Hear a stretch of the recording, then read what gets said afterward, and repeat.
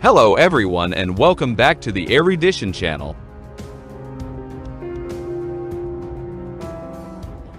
The next generation Abrams main battle tank will be given a hybrid conventional electric propulsion system, enabling 50% less fuel consumption and silent mobility, General Dynamics Land Systems revealed this week. The vehicle manufacturer will unveil the Abrams X technology demonstrator at an exhibition next week with other vehicle concepts. Lighter version. The Abrams X is lighter than the in-service M1A2 System Enhanced Package version 3 tank, SEP3, ensuring better mobility and transportability.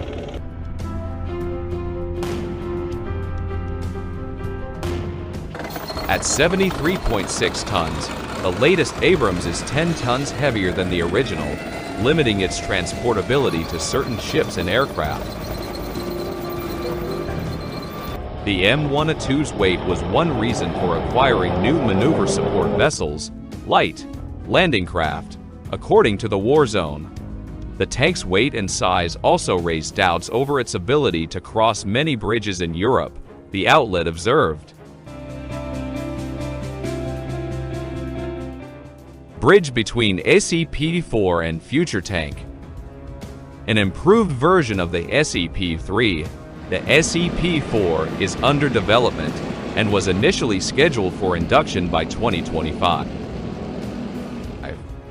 GDLS stated in a press release that the Abrams X can be a key node in lethal battlefield networks and serve as a bridge from Abrams' SEP3 and SEP4 to a future tank.